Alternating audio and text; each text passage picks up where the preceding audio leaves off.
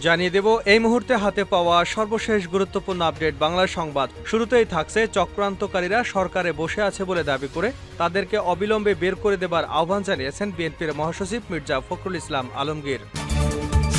এবারে জানাবো ১৬ বছর যত জুলুম অত্যাচার হয়েছে প্রতিটি ঘটনার যেন বিচার হয়। বিভিন্ন প্রতিষ্ঠান দখল করা হয়েছে, নির্লজ্জ দলীয়করণ করে প্রশাসনকে শোষণ এবং দুর্নীতির আখড়া বানানো হয়েছে। লক্ষ লক্ষ মানুষকে তাদের পেশা ও ব্যবসা ছাড়তে বাধ্য করা হয়েছে।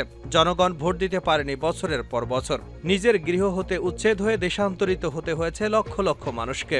অন্যায়ভাবে নিজের ভিটা বাড়ি হারিয়েছে অগণিত মানুষ। এদিকে গণহত্যাকারী শেখ হাসিনার ফাঁসির দাবিতে বিক্ষোভ। দেশের গণতান্ত্রিক ব্যবস্থা ধ্বংস করে ফ্যাসিবাদ কায়েম, পিলখানায় সেনা অফিসার হত্যা, শাপলা চত্বরে আলেম হত্যা সহ সাম্প্রতিক ছাত্র জনতার আন্দোলনে গণহত্যার মাস্টারমাইন্ড শেখ হাসিনাকে দেশে ফিরিয়ে এনে বিচার সহ জড়িত সকলের বিচার এবং গণহত্যায় জড়িত ফ্যাসিস্ট আওয়ামী লীগ, ছাত্রলীগ, যুবলীগকে নিষিদ্ধের দাবিতে গণঅবস্থান কর্মসূচি পালন করেছে গণ অধিকার পরিষদ। জানিয়ে দেব বস্তায় বস্তায় ঘুষ বাণিজ্যের অভিযোগ। দুদকের জালে সাবেক স্বরাষ্ট্রমন্ত্রী আসাদুজ্জামান খান সহ আরও ৬ জন। সিন্ডিকেটের মাধ্যমে বিভিন্ন কায়দায় ঘুষ লেনদেন এবং নিয়োগ বাণিজ্যের অভিযোগে সাবেক স্বরাষ্ট্রমন্ত্রী আসাদুজ্জামান খান কামাল সহ ৬ কর্মকর্তার বিরুদ্ধে অনুসন্ধান শুরু করে দিয়েছে দুর্নীতি দমন কমিশন। গোপন সংবাদের ভিত্তিতে জানা গেছে সাবেক স্বরাষ্ট্রমন্ত্রীর বাসায় প্রতিদিনই টাকার বস্তা নিয়ে হাজির হতেন এই সিন্ডিকেটের সদস্যরা। এবার বেরিয়ে আসতে শুরু করেছে থলের বেড়াল। জানিয়ে দেব শেখ হাসিনার উপর চাপ কমাতে পশ্চিমাদের কাছে ভারতের ধর্ণা, ওয়াশিংটন পোস্ট। এবং সর্বশেষ জানাবো আন্তর্জাতিক সংবাদ। ইসরায়েলের বিরুদ্ধে প্রতিশোধ থেকে পিছু হটলে আল্লাহর গজব নেমে আসবে। ইরানের সর্বোচ্চ নেতা আয়াতুল্লাহ আলী খামেনি ইসরায়েলের বিষয়ে যে কোনো ধরনের পশ্চাদপরণ এবং সমঝোতার বিরুদ্ধে কঠোর হুঁশিয়ারি উচ্চারণ করেছেন। তিনি বলেছেন, ইসরায়েলের বিরুদ্ধে প্রতিশোধের বিষয়ে পিছিয়ে এলে আল্লাহর গজব নেমে আসবে। এতক্ষণ শিরোনাম শুনছিলেন, এবার বিস্তারিত। প্রিয় দর্শক, আপনি যদি এই চ্যানেলে নতুন হয়ে থাকেন, ভিডিওটি দেখতে দেখতে চ্যানেলটি সাবস্ক্রাইব করে আমাদের সঙ্গেই থাকুন। আর এই ভিডিও সম্পর্কে আপনি আপনার মূল্যবান মতামতটি কমেন্ট বক্সে জানিয়ে দিন। আর হ্যাঁ প্রিয় দর্শক, জানিয়ে দিন ভিডিওটি কোথা থেকে দেখছেন। চক্রান্তকারীরা সরকারে বসে আছে, অবিলম্বে বের করুন মির্জা ফখরুল। চক্রান্তকারীরা সরকারে বসে আছে দাবি করে তাদেরকে অবিলম্বে বের করে দেওয়ার আহ্বান জানিয়েছেন বিএনপির মহাসচিব মির্জা ফখরুল ইসলাম আলমগীর। পাশাপাশি অন্তর্বর্তী সরকারকে ধন্যবাদ জানিয়ে তিনি বলেন, ইতিমধ্যেই অনেকগুলো পদক্ষেপ নিয়েছেন, দ্রুততার সঙ্গে আরও পদক্ষেপ নিতে হবে। যেসব চক্রান্তকারী সরকারে বসে আছে তাদের অবিলম্বে বের করে দিতে হবে। তারা চিহ্নিত সন্ত্রাসী, তারা খুনি শেখ হাসিনা সরকারের পক্ষে কাজ করেছে। তাদেরকে অবিলম্বে গ্রেপ্তার করে বিচারের আওতায় নিয়ে আসতে হবে। বৃহস্পতিবার বিকেলে রাজধানীর নয়াপল্টনে বিএনপির কেন্দ্রীয় কার্যালয়ে অবস্থান কর্মসূচিতে তিনি এসব কথা বলেন। পলাতক খুনি শেখ হাসিনা সহ তার দোসরদের যথাযথ বিচারের দাবিতে এই কর্মসূচি পালন করে বিএনপি।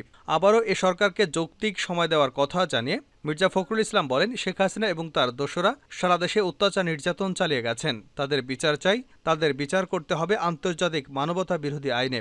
কারণ তারা গণহত্যা চালিয়েছে, তারা অত্যাচার করেছে, নির্যাতন করেছে, টাকা পাচার করেছে। তাদের বিচার করতে হবে।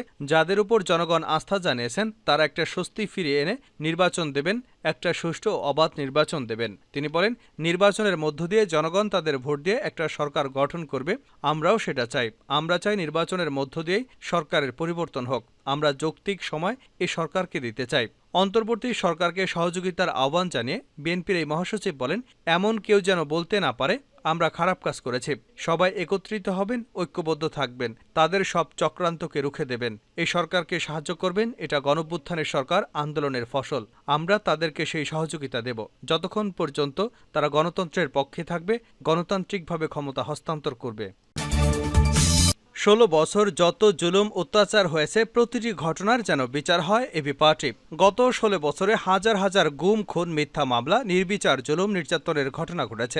বিভিন্ন প্রতিষ্ঠান দখল করা হয়েছে, নির্লজ্জ দলীয়করণ করে প্রশাসনকে শোষণ এবং দুর্নীতির আখড়া বানানো হয়েছে। লক্ষ লক্ষ মানুষকে তাদের পেশা এবং ব্যবসা ছাড়তে বাধ্য করা হয়েছে। জনগণ ভোট দিতে পারেনি বছরের পর বছর। নিজ গৃহ থেকে উচ্ছেদ হয়ে দেশান্তরিত হতে হয়েছে লক্ষ লক্ষ মানুষকে। অন্যায়ভাবে নিজের ভিটা বাড়ি হারিয়েছেন অগণিত মানুষ। এর প্রতিটি ঘটনার সুষ্ঠু তদন্ত ও বিচার হতে হবে। জনগণ বুঝতে পারে অন্যায় অত্যাচার করে কেউ শেষ পর্যন্ত পার পায় না, একদিন জনতার হাতে পাকড়াও হতে হয়। আজ এবি পার্টি আয়োজিত ছাত্র জমায়েতে এসব কথা বলেন দলের সদস্য সচিব মুজিবুর রহমান মঞ্জু। সভাপতির বক্তব্যে মেজর ওয়াহাব মিনার বলেন, আমরা বছরের পর বছর আন্দোলন সংগ্রাম চালিয়েছি। দেশের ছাত্র জনতা রক্ত দিয়ে স্বৈরাচারের পতন ঘটিয়েছে। বিজয় আনন্দে শহীদ এবং আহতদের ভুলে গেলে চলবে না। বৈষম্যহীন বাংলাদেশ গড়তে যারা জীবন দিয়েছেন তাদের স্বপ্ন বাস্তবে রূপ না হওয়া পর্যন্ত আমাদের সংগ্রাম চলতেই থাকবে। অ্যাডভোকেট তাজুল ইসলাম বলেন, খুনি হাসিনা শুধু মানুষ হত্যা করেনি, সে বাংলাদেশের বিচার ব্যবস্থা, নির্বাচন ব্যবস্থা, পুলিশ প্রশাসন, প্রতিটি রাষ্ট্রীয় প্রতিষ্ঠানগুলোকে হত্যা করেছে। তিনি বলেন, আইন উপদেষ্টা মানবতা বিরোধী ট্রাইব্যুনালে হাসিনার বিচারের কথা বলেছেন। আমরা তাকে ধন্যবাদ জানিয়ে বলতে চাই, এই ট্রাইব্যুনাল নিয়ে অনেক বিতর্ক রয়েছে।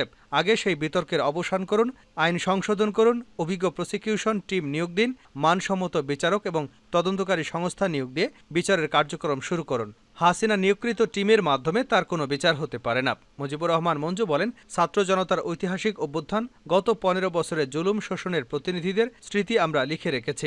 কারা কিভাবে এই জুলুমে নেতৃত্ব দিয়েছেন, ক্ষমতার অপব্যবহার করে রক্তের হোলি খেলায় মেতেছেন, কারো নাম এবং অপকর্মের কথা বাদ যাবে না। জনতার আদালতে প্রত্যেকের চেহারা এবং আমলের খতিয়ান প্রকাশ করা হবে। যারা জীবন দিয়েছেন, নির্যাতিত হয়েছেন, সবাইকে রাষ্ট্রীয়ভাবে শ্রদ্ধা এবং সম্মান জানানো হবে।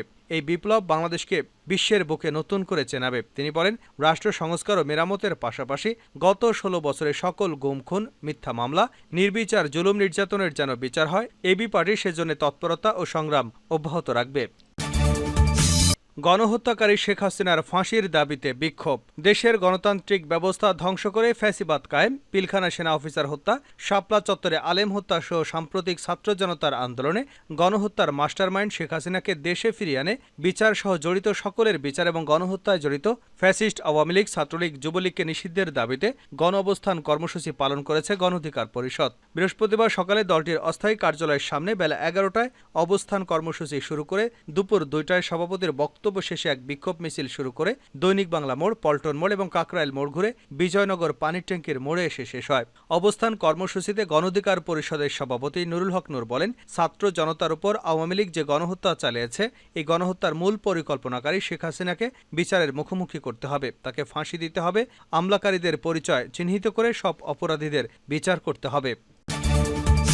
বস্তায় বস্তায় ঘুষ বাণিজ্যের অভিযোগ, দুদকের জালে সাবেক স্বরাষ্ট্রমন্ত্রী আসাদুজ্জামান সহ আরও 6 জন। সিন্ডিকেটের মাধ্যমে বিভিন্ন কায়দায় ঘুষ লেনদেন, নিয়োগ বাণিজ্যের অভিযোগ, সাবেক স্বরাষ্ট্রমন্ত্রী আসাদুজ্জামান খান কামাল সহ 6 কর্মকর্তার বিরুদ্ধে অনুসন্ধান শুরু করেছে দুর্নীতি দমন কমিশন। বৃহস্পতিবার সংস্থার প্রধান কার্যালয় থেকে এই সিদ্ধান্ত নেওয়া হয়েছে। উপপরিচালক মোহাম্মদ জাহাঙ্গীর আলমের নেতৃত্বে গঠন করা হয়েছে একটি অনুসন্ধান টিম। দুদকের উপপরিচালক মোহাম্মদ আক্তারুল ইসলাম এ তথ্য নিশ্চিত করেছেন। দুর্নীতি দমন কমিশনের কাছে অভিযোগ আসে, সাবেক স্বরাষ্ট্রমন্ত্রী আসাদুজ্জামান খান কামাল স্বরাষ্ট্রমন্ত্রীর দায়িত্ব পাওয়ার পর থেকেই বেসুমার ঘুষ বাণিজ্যে মেতে ওঠেন। কথিত আছে, ঘুষ হিসেবে তিনি বস্তা ভর্তি টাকা নিতেন। পুলিশ, মাদকদ্রব্য নিয়ন্ত্রণ অধিদপ্তর, ফায়ার সার্ভিস থেকে এই টাকা আদায় করে পৌঁছে দেওয়া হতো ধানমন্ডির ফার্মগেটের বাসায়। প্রতিরাতে এসব সংস্থার কর্মকর্তাদের আনাগোনা ছিল তার বাসায়। তৎকালীন অতিরিক্ত সচিব ডক্টর হারুনা রশিদ বিশ্বাসের নেতৃত্বে ওই সিন্ডিকেট গড়ে তোলা হয়েছিল। সিন্ডিকেটের অন্য ধনঞ্জয়, মনির হোসেন, শরীফ মাহমুদ অপু, মোল্লা ইব্রাহিম হোসেনের মাধ্যমে ঘুষের টাকা লেনদেন করতেন। নিয়োগ, বদলি, পদোন্নতি, বিভিন্ন কাজের কমিশন বাবদ হাজার হাজার কোটি টাকা হাতিয়ে নিয়েছেন এই কামাল আর হারুন সিন্ডিকেট। হারুনা রশিদ অবসরে যাবার পরও এই সিন্ডিকেট ছাড়েনি। ঘুষের টাকার বড় অংশ বিদেশে পাচার করা হয়েছে।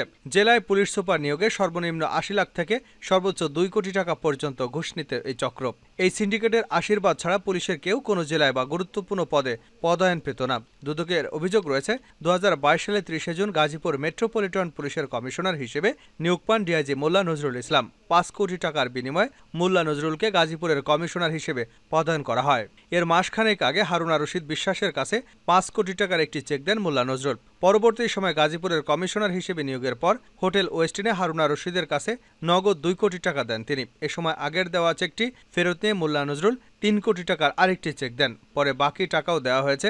এসব টাকা বস্তায় ভরে পৌঁছে দেওয়া হতো আসাদুজ্জামান খান কামালের ফার্মগেটের বাসায়।